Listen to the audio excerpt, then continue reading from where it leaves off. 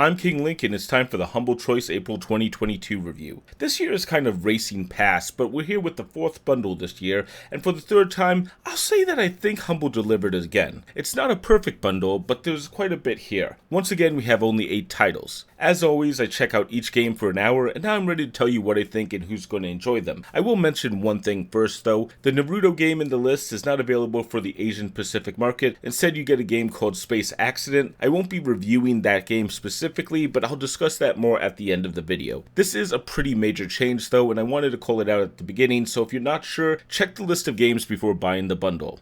I'm also sure you'll notice a few other changes with the video. Let me know what you think. Now, with all of that out of the way, let's start with what there is in the bundle, starting with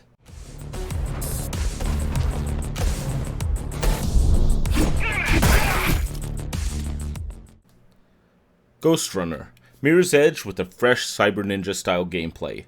I'm not sure I'm doing Ghostrunner justice here. Ghostrunner is a fast-paced game where you fly around a level, run across walls, and slaughter enemies, all while avoiding their attacks and trying to do it with style and skill. I'm not really sure that an hour is enough time to truly master this game or even the gameplay, and that's of course understandable.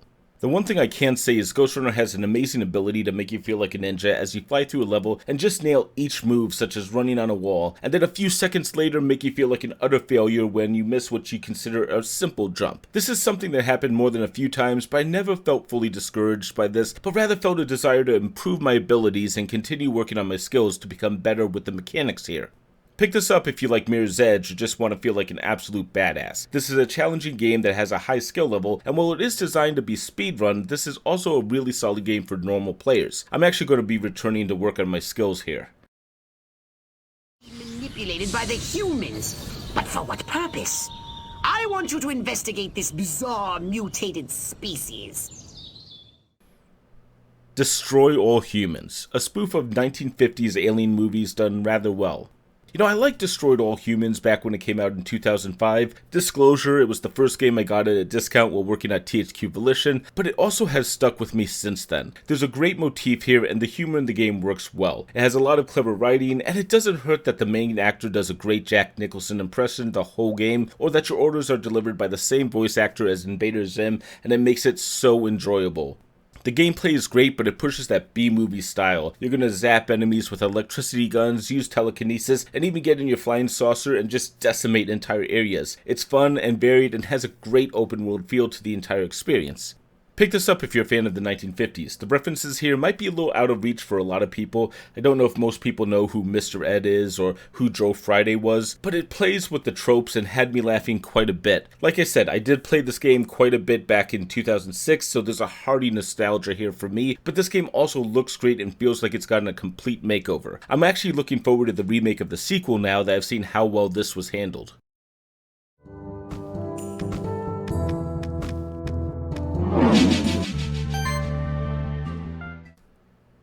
Monster Sanctuary, Metroidvania Pokemon. I love Nintendo franchises, but they do tend to be a bit stale at times, so I'm always looking forward to fresh takes on the core ideas. Monster Sanctuary takes the idea of monster farming and adds a solid Metroidvania to it, which creates a rather interesting game. Players start with one of 4 characters, but from there we'll explore the world collecting monsters and defeating enemies. The first hour is pretty easy to get through, but there's also a strong feeling of grinding and farming inherent to the idea here, as well as reports from people I trust that the game does eventually get decently challenging. There are great skill systems here, interesting monster designs, and a lot of features here to keep the idea fresh. Pick this up if you like either Metroidvanias for their exploration or Pokemon. I'm a little shocked this hasn't gotten more attention, but I'm thrilled to have the chance to experience it now. I also really like the change where you have 3 playable characters rather than just one monster at a time, because it adds a new layer to the tactics.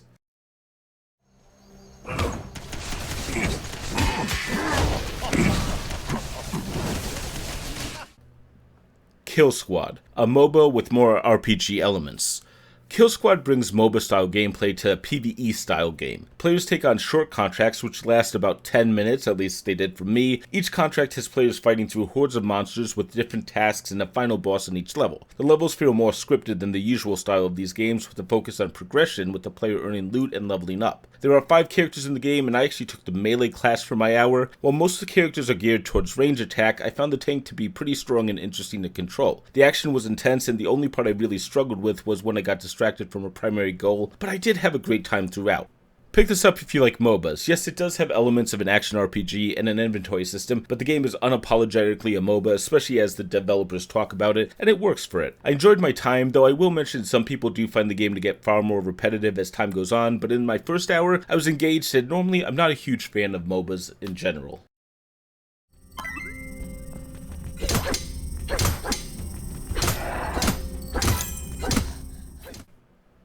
Rogue Heroes, Ruins of TASOS, a blatant Zelda roguelite. Once again, we have a fresh take on a Nintendo franchise. The Legend of Zelda: Link to the Past is a classic title, and Rogue Heroes takes inspiration from it. Perhaps a bit too much. I'm a little shocked that this was released on the Nintendo Switch instead of getting a cease and desist letter with how much they've taken from the Zelda formula and the style of those games. But if Nintendo is okay with it, well, great. Rogue Hero takes that Zelda formula and increases the challenge to the point where it's almost impossible to beat the game in a single run. But that's of course the point of a roguelite: repetition. Here you build up a village, buy upgrades, unlock different abilities. It's also not just a dungeon. There's 4 dungeons at the core of the game, but there's also a large overworld that doesn't change, a story with different quests, and a town that will be built up as part of your upgrade system. Pick this up if you're a fan of Zelda and roguelites. I'm a bit torn on this. Roguelites have a tendency to be brutally hard at some point, and there are hints that this game will go that route, but fans actually say it's pretty reasonable in the difficulty. Also, it has online and couch co-op, so if you have someone you want to check this game out with, that's supposed to be worth trying.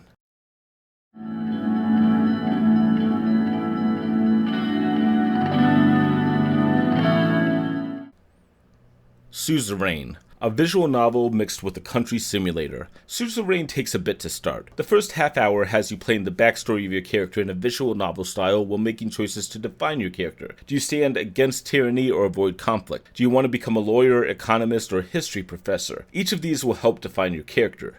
Then one day you actually become president and the real game begins. You're in charge of a vast country and now need to bring the country out of a current recession, fulfill promises made to the populace as you were campaigning, and navigate the waters of the presidency. This is done through a lot of visual novel style discussions, complete with the player asking questions and choosing different answers depending on the situation. These answers should likely change the course of the country or the game, but I didn't have enough time to see this. There are 9 different endings according to what I've seen, and even more sub-endings, so it's very likely that what you do will matter throughout the game. Pick this up if you like the idea of a visual novel that's focused on running a country rather than trying to date random waifus. It's a unique take and the writing is well done, but it's also a lot of writing. It's an interesting concept though, and I'm curious to see how far it will take the story. I think it's time to dig a little deeper. If you don't mind, I'd like to ask you some routine questions. Please. That's why I'm here. Chicken Police. Okay, what the heck is this? Chicken Police is a noir detective story with references to Philip Marlowe early on. It's clear that the creators here love the format, and they actually do imitate it almost flawlessly. The writing's on point, there's a great deal of mystery coming from multiple angles, and there's even a game where you interrogate people. It's an intriguing game. Oh right, it also has the strangest character models of all time. Every character has a human body, including this woman obviously, and yet the head of an animal, and both parts have a ridiculous amount of detail. Oh, and they oddly have good lip syncing. Why is there cleavage though? Like, serious question, why? Outside of a few puns about the genre or the character names, the game is played pretty straight and the writing does a great job with it.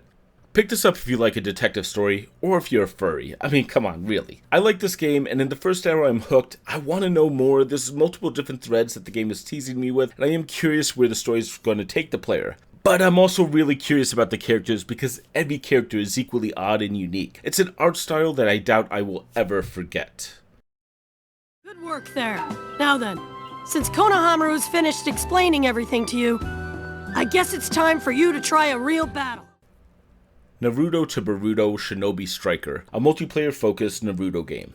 Naruto to Boruto is an interesting game. It allows players to create their own characters in the Naruto universe and talk to famous characters like Naruto, Sasuke, and Sakura. Then players can actually train with those characters to learn their special ninjutsu, and you actually customize characters and then take them into PvP battles, and that's really the main game here.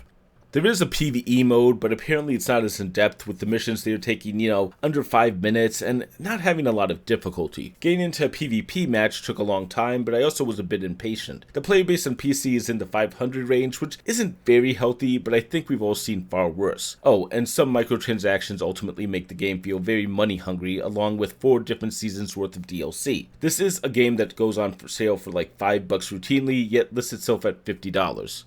Pick this up if you're a Naruto fan. If you like these characters, this universe, or even always wanted to be a ninja in this world, you'll probably have a good time. It can be even better when you have a group of it and hopefully get into battles faster. However, the PvP wasn't that amazing, and while I like the PvE, it has only about 70 short missions, which aren't all unlocked at once. I questioned how long I would have to play this until I was forced to play PvP. And yeah, don't forget about those microtransactions that do appear to have some pay-to-win elements, or at least a heavy grind. That's never a good sign. And that's the 8 titles, but what's that? Do you want some more? Well, okay, I know I said I might check out Flynn the Son of Crimson, but I have previously and I still might, but I haven't checked out this game before. Let's take a listen.